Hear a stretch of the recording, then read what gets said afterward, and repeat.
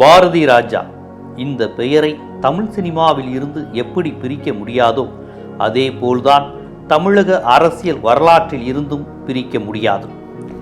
அவரது திரைப்படங்கள் அழகியலும் பேசும், அரசியலும் பேசும். தமிழ், தமிழர், தமிழ்நாடு என்ற அரசியலை மிக அழுத்தமாக முன்வைத்தவர் பாரதி ராஜா. தென் மாவட்டம், தேனி, கரிசல்காடு போன்ற குறியீடுகளை பெருமையாக கொண்டாடியவர் பாரதி ராஜா. இது போதுமே பாரதி ராஜாவின் அரசியலை சொல்வதற்கு. இது போன்ற அடையாளங்களை விரும்பியவர் தமிழ்நாட்டு அரசியலில் பேசு பொருளாகத்தானே இருப்பார். அது யதார்த்தம்தானே. இயக்குனராக, படைப்பாளியாக அவ்வப்போது தனது அரசியலை அழகியல் கலந்து கொடுக்கும் ஆற்றல் பெற்ற பாரதி ராஜா நேரடியாக அரசியல் களத்தை சாடியும் பேசியிருக்கிறார். தன்னுடைய தமிழர் அரசியலுக்காக தான் வளர்த்துவிட்ட உச்ச நட்சத்திரத்தையே கடுமையாக விமர்சனமும் செய்திருக்கிறார். ஈழப் பிரச்சனையின் போது வெளிப்படையாக தேர்தல் பிரச்சாரத்தில் ஈடுபட்டார் பாரதி ராஜா. அப்போது மத்தியில் அதிகாரத்தில் இருந்த காங்கிரஸ் அரசை கடுமையாக விமர்சனம் செய்து மேடையில் பேசினார். பாரதிய ஜனதா தேசிய செயலாளர் H. ராஜா ஆண்டாள் விவகாரத்தில் வைரமுத்துவை கடுமையாக கண்டித்து பேசியிருந்தார். அப்போது வைரமுத்துவிற்கு ஆதரவாக H. ராஜாவை விமர்சனம் செய்து பாரதி ராஜா வெளியிட்ட வீடியோ பரபரப்பானது. நீண்ட இடைவேளைக்கு பிறகு பாரதி ராஜா மிக துணிச்சலாக பேசிய பேச்சு அது. காவேரி பிரச்சனையில் ரஜினிகாந்தை கருப்பு ஆடு என்று சொல்லி விமர்சனம் செய்ய தொடங்கியதிலிருந்து பாரதி ராஜாவின் தமிழர் அரசியல் பொது வெளியில் பகிரங்கமாக வெளிப்பட்டது. ஈழ பிரச்சனையை முன்வைத்து தேர்தல் களத்தில் பிரச்சாரம். தென்னிந்திய திரைப்பட தயாரிப்பாளர் சங்கம் என்பதை தமிழ்நாடு திரைப்பட தயாரிப்பாளர் சங்கம் என மாற்ற வேண்டும் என்ற கோரிக்கையை முன்வைத்தது. IPL போட்டி தமிழ்நாட்டில் நடைபெறக்கூடாது என்று போராட்டம் நடத்தியது.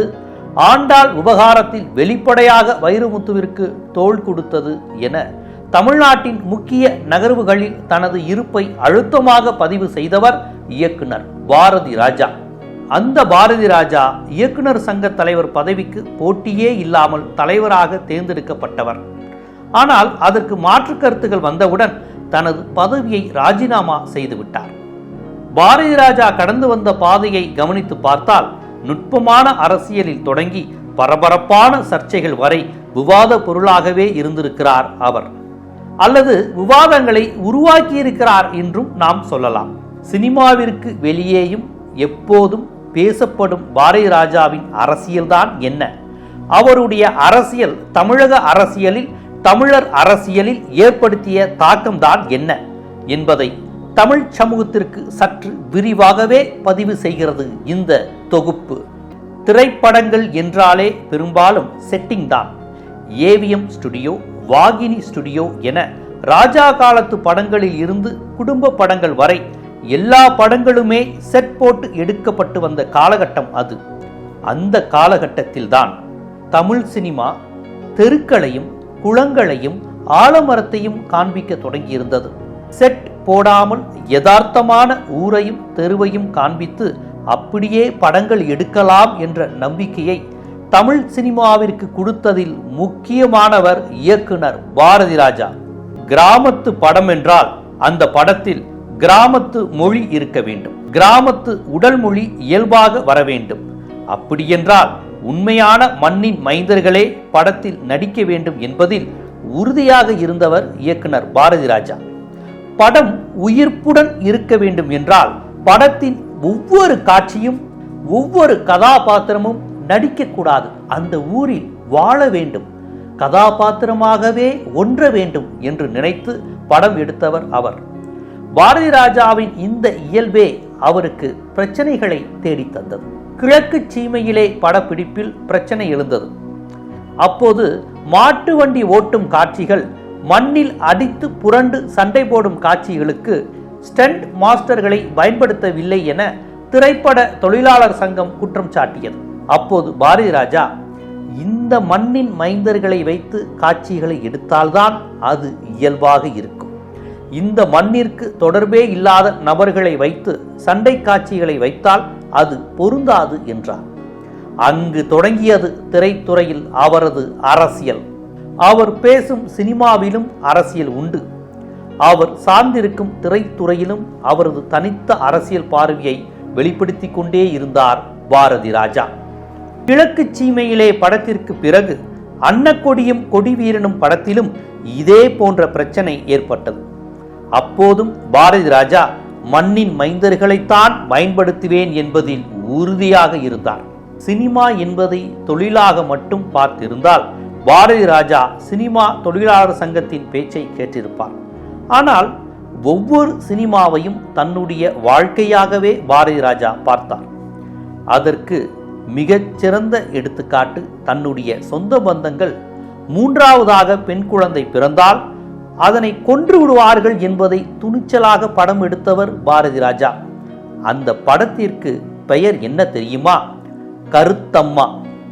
அந்த பெயர் அவருடைய தாயாரின் பெயர்தான். எங்கேயோ பெண் சிசு கொலை நடப்பதாக அவர் காண்பிக்கவில்லை. அவருடைய ஊரில் தெருவில் நடந்ததை அப்படியே காட்சிப்படுத்தியிருப்பார் பாரதி ராஜா. அந்த அளவிற்கு நேட்டிவிட்டியின் மீது காதல் கொண்ட அவர் தன்னுடைய படங்களில் செயற்கையான காட்சிகளோ கதாபாத்திரங்களோ இருப்பதை எள்ளளவும் விரும்பவில்லை. இருப்பினும் பாரதி ராஜா பெப்சி தொழிலாளர்களை பயன்படுத்துவதில்லை என்பதை பெப்சி தொழிலாளர்கள் தொடர்ச்சியான குற்றச்சாட்டாக கூறி வந்தனர். அப்போது அதன் தலைவராக இருந்த இயக்குனர் அமீர் தொழிலாளர்களை சமாளித்து அந்த பிரச்சனையை முடிவுக்கு கொண்டு வந்தார். அதேபோல் தன்னுடைய படங்களிலும் சரி, அதற்கு வெளியேயும் சரி, தமிழன் என்ற அரசியலை முன்னெடுப்பவர்தான் பாரதி ராஜா. இதனால் கடுமையான விமர்சனங்களும் வெளிவந்தது. ஆனால் பாரதி ராஜா தனது தமிழர் அரசியலை தொடர்ந்து வலியுறுத்தினார். பிற மொழியினர் ஆக்கிரமிப்பு தமிழ்நாட்டில் இருக்கக்கூடாது என்ற தமிழ் தேசிய அரசியலை பலரும் முன்னெடுத்திருக்கிறார்கள். தந்தை பெரியார் முன்னெடுத்த அந்த அரசியல் இன்று பல்வேறு கோணங்களில் பயணித்துக் கொண்டிருக்கிறது. அந்த வகையில் திரைத்துறையில் பிற மாநிலத்தவரின் தாக்கமே இருக்கிறது, தமிழ் சினிமா என்ற அடையாளமே இல்லாமல் இருக்கிறது என்ற ஆதங்கத்தை அடிக்கடி வெளிப்படுத்தி வருபவர் இயக்குனர் இமயம் பாரதி ராஜா. தென்னிந்திய நடிகர் சங்கம், தென்னிந்திய தயாரிப்பாளர் சங்கம் போன்ற பெயர்கள் தமிழ்நாட்டிற்குள் எதற்கு என கேள்வி எழுப்பினார் பாரதி ராஜா. மொழிவழி மாநிலங்களாக பிரிக்கப்படாத காலகட்டத்தில் சென்னை தான் ஒட்டுமொத்த தென்னிந்தியாவிற்கும் தலைமையகம் போல் இருந்தது. ஆகையால் தெலுங்கு, மலையாளம் என பிற மொழி படைப்பாளிகளையும் குறிப்பிடும் வண்ணம் தென்னிந்திய நடிகர் சங்கம் என்ற பெயர் இருந்திருப்பதை புரிந்து கொள்ளலாம். ஆனால் இப்போது அந்த மாநிலத்தில் தனித்தனியாக சங்கம் இருக்கும் பொழுது தமிழ்நாட்டிலும் தமிழ்நாடு என்ற பெயரில் தமிழ் நடிகர்களை குறிக்கும் வண்ணம்தான் பெயர் இருக்க வேண்டும். ஆனால் நம் தமிழ்நாட்டிலோ தென்னிந்திய நடிகர் சங்கம், தென்னிந்திய தயாரிப்பாளர் சங்கம் என்ற பெயரில்தான் நாம் இயங்குகிறோம். இந்த பெயர் தேவையா? தென்னிந்தியா என்ற பெயர் தமிழ்நாட்டின் தனித்தன்மையை பாதிக்கும் வண்ணம் இருக்கிறது. ஆகையால் தமிழ்நாடு திரைப்பட நடிகர் சங்கம் என்று பெயர் மாற்ற வேண்டும் என்ற கோரிக்கையை அழுத்தமாக முன்வைத்து வருபவர் இயக்குனர் பாரதி ராஜா. பாரதி ராஜாவின் இந்த கோரிக்கையை அவர் அளவிற்கு யாரும் அழுத்தம் கொடுத்து பேசவில்லை. அதே சமயம் பாரதி ராஜா பேசும் பொழுது யாரும் அதை மறுத்தும் பேசவில்லை. பாரதி ராஜாவின் இந்த கருத்து குறித்து பேசும் பொழுது முற்றிலும் எதிர்மறையான கருத்தை தெரிவித்தார் நடிகர் கமலஹாசன். தென்னிந்தியா என்பதற்கு பதிலாக தமிழ்நாடு என்ற பெயர் வைக்க வேண்டும் என்பதுதான் பாரதி ராஜாவின் விருப்பம். ஆனால் கமலஹாசன் தென்னிந்தியா என்பதை எடுத்துவிட்டு இந்தியா என்ற பெயரில் வைக்கலாம் என்று கூறினார். ஏற்கனவே பிற மாநிலத்தவர் அவரவர் மொழியில் அடையாளப்படுத்தி கொண்டிருக்கும் பொழுது நாமும் அப்படி அடையாளப்படுத்த வேண்டும் என்பதுதான் பாரதி ராஜாவின் ஆதங்கம். ஆனால் கமலஹாசனோ முற்றிலும் மாறுபட்டு அகில இந்திய திரைப்பட நடிகர் சங்கம் என்ற பெயரையே மீண்டும் பரிந்துரைத்தார். பரமக்குடி கமலஹாசன் தமிழ்நாடு என்ற பெயரை முன்னிறுத்தவில்லை. ஆனால் நடிகர் ரஜினிகாந்த் பாரதி ராஜாவின் கோரிக்கையை ஆதரித்து பேசினார். இன்னும் சொல்ல போனால் நடிகர் சங்க தேர்தலில் யார் வெற்றி பெற்று வந்தாலும் உடனடியாக தமிழ்நாடு நடிகர் சங்கம் என்று பெயரை மாற்ற வேண்டும் என்று ரஜினிகாந்த் தன்னுடைய கோரிக்கையை முன்வைத்தார். பாரதி ராஜாவை தொடர்ந்து ரஜினிகாந்தும் தமிழ்நாடு என்ற பெயர் மாற்ற கோரிக்கைக்கு ஆதரவு தெரிவித்தார். ஆனால் ஆண்டுகள் கடந்த பின்னும் இந்த பெயர் மாற்ற கோரிக்கையாகவே இன்னும் நீடித்துக் கொண்டிருக்கிறது. தென்னிந்தியா என்ற பெயரை தமிழ்நாடு என்று மாற்ற வேண்டும் என்ற கோரிக்கையில் பாரதி ராஜாவும் ரஜினிகாந்தும் ஒருமித்து குரல் கொடுத்தனர். ஆனால் 2002ஆம் ஆண்டு காவிரி நீர் விவகாரம் தொடர்பாக தமிழ்நாடு எதிர்கொண்ட போராட்டங்களில் பாரதி ராஜாவும் ரஜினிகாந்தும் எதிர் நிலைப்பாடு எடுத்தனர். அந்த சமயத்தில் சினிமாவில் சூப்பர் ஸ்டார் ரஜினி என்றால் போராட்ட களத்தில் சூப்பர் ஸ்டார் பாரதி ராஜா என்று சொல்லும் வண்ணம் பிரச்சனை பரபரப்பாக சென்றது. ரஜினிகாந்த் நேரடியாக பாரதி ராஜாவை விமர்சித்து பேசவில்லை. ஆனால் பாரதி ராஜா ரஜினிகாந்தை நேரடியாக குறிப்பிட்டு பகிரங்கமாக விமர்சனம் செய்தார். பாதிக்கப்பட்டோர் தரப்பில் இருந்து தான் கோபப்படுவதாக பாரதி ராஜா ஆதங்கப்பட்டார். 2002ஆம் ஆண்டு அக்டோபர் 12ஆம் தேதி நடிகர்கள், இயக்குநர்கள் என தமிழ் திரையுலகமே நெய்வேலியில் திரண்டது. காவிரி நீர் விவகாரத்தில் தமிழ்நாட்டிற்கு உரிய நீரை உச்சநீதிமன்றம் தர உத்தரவிட்டும் கர்நாடகா அதனை மறுத்தது.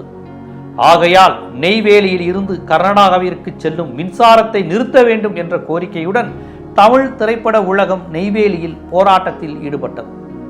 இந்த போராட்டத்திற்கு சூப்பர் ஸ்டார் ரஜினிகாந்தும் வர வேண்டும் என்று தமிழ் திரையுலகினர் விரும்பினர். ஆனால் ரஜினிகாந்த் நெய்வேலியில் போராட்டம் நடத்தக்கூடாது என்றும் சென்னையில் நடத்தலாம் என்றும் கூறினார். அதன் பொருள் கர்நாடகாவிற்கு மின்சாரத்தை தரக்கூடாது என்ற கோரிக்கையில் ரஜினிக்கு உடன்பாடு இல்லை என்பதுதான். நெய்வேலியில் போராட்டம் நடத்தலாம் என்று தமிழ் உணர்வுடன் நாங்கள் திரண்டு இருக்கிறோம். இந்த நேரத்தில் ரஜினிகாந்த் சென்னையில் நடத்த வேண்டும் என்கிறாரே என்று கோபப்பட்டார் பாரதி ராஜா. அது மட்டுமல்ல, கர்நாடகாவிற்கு எதிராக நாம் போராட்டம் நடத்தினால் அங்கு இருக்கும் லட்சக்கணக்கான தமிழர்கள் பாதிக்கப்படுவார்கள். நீதிமன்றம், மாநில அரசு, மத்திய அரசு போன்ற அதிகார மையங்களால் தீர்க்க முடியாத பிரச்சனையை நடிகர்கள் போராடி தீர்த்துவிட முடியுமா என்று ரஜினிகாந்த் பேட்டி கொடுத்தார். நெய்வேலி போராட்டத்தை நிறுத்துவதற்காகவே ரஜினிகாந்த் முயற்சிக்கிறார் என்று பாரதி ராஜா குற்றம் சாட்டினார். ஏனென்றால் பாரதி ராஜா, விஜயகாந்த் ஒருங்கிணைக்கும் நெய்வேலி ஆர்ப்பாட்டத்திற்கு கர்நாடகா எதிர்ப்பு தெரிவிக்கிறது. ஆனால் ரஜினிகாந்த் சென்னையில் தனியாக உண்ணாவிரதம் இருக்கப் போவதாக அறிவித்தவுடன் கர்நாடகா முதலமைச்சர் கிருஷ்ணா வாழ்த்துக்களை தெரிவிக்கிறார். ஆகவே கர்நாடக அரசின் குரலாகவே ரஜினிகாந்த் பேசுகிறார். எனவே ரஜினிகாந்த் ஒரு கருப்பு ஆடு, அதை தமிழர்களே நீங்கள் புரிந்து கொள்ள வேண்டும் என்று பதிலடி கொடுத்தார். ரஜினிகாந்த் கர்நாடகாவில் இருந்து வந்தவர். அவர் பிறப்பால் மராத்தி போன்ற செய்திகள் அதிகம் அப்போது பேசுபொருளாகின. நெய்வேலி போராட்டம் ரஜினிகாந்த் பாரதி ராஜா மோதல் அரசியலாக மட்டும் முடிந்துவிடவில்லை, திமுக பாரதி ராஜா மோதலாகவும் தொடர்ந்தது. ஆம், நெய்வேலி போராட்டம் நடந்தபோது அதிமுக ஆட்சி நடைபெற்றுக் கொண்டிருந்தது. ஜெயலலிதாவின் துணையுடன் தான் நெய்வேலி போராட்டம் நடத்தப்படுகிறது என்ற விமர்சனம் அப்போது எழுந்தது. அதனால்தான் கலைஞர் ரஜினிகாந்தின் உண்ணாவிரத போராட்டத்திற்கு ஆதரவு தரப் போகிறார் என்றெல்லாம் செய்திகள் வெளிவந்தன. இந்த நிலையில் பாரதி ராஜா, தமிழ்நாட்டிற்கு 2 சிஎம் கிடையாது, ஆகவே ஜெயலலிதாவிடம்தான் நாங்கள் பேச முடியும் என்று பதில் கூறினார். திமுக ஆதரவு நட்சத்திரங்களாக அப்போது இருந்த நடிகர் சரத்குமார், நடிகர் ராதிகா இருவரையும் மேடையில் வைத்துக்கொண்டே பாரதி ராஜா அவ்வாறு பேசினார்.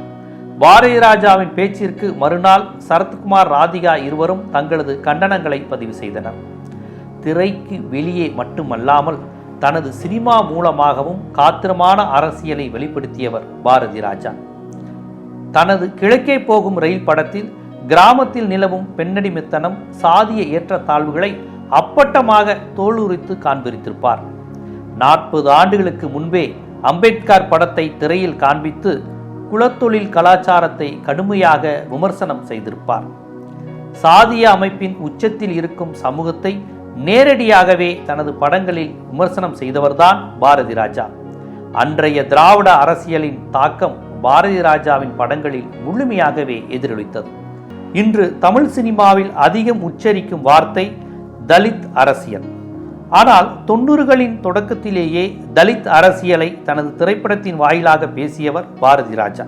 அரசியல் கட்சிகள் சேரி மக்களை கேடயமாக பயன்படுத்தி கொள்கின்றன என்ற குற்றச்சாட்டை தலித் சினிமாக்கள் சமீபத்தில்தான் பேசி வருகின்றன. ஆனால் அந்த அரசியலை 30 ஆண்டுகளுக்கு முன்பே துணிச்சலாக பேசியது பாரதி ராஜாவின் எண்ணுயிர் தோழன். ஆனால் அந்த படத்தை தலித் அரசியல் பேசிய சினிமா என்று பாரதி ராஜா ஒருபோதும் சொல்லிக் கொண்டதே இல்லை.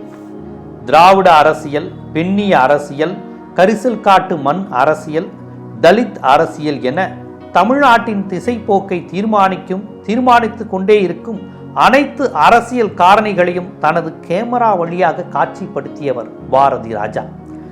தமிழ் சினிமாவின் காலகட்டத்தை இரண்டாக பிரிக்க வேண்டும் என்றால் பாரதி ராஜா வருகைக்கு முன், வருகைக்கு பின் என பிரித்தால் மிக சரியாக இருக்கும். ஆம், அத்தகைய மாற்றங்களை, தாக்கங்களை சினிமாவிலும் சமூகத்திலும் ஏற்படுத்தியவர்தான் பாரதி ராஜா. என் இனிய தமிழ் மக்களே, உங்கள் பாசத்திற்குரிய பாரதி ராஜா மீண்டும் மண் வாசனையோடு வருகிறேன்.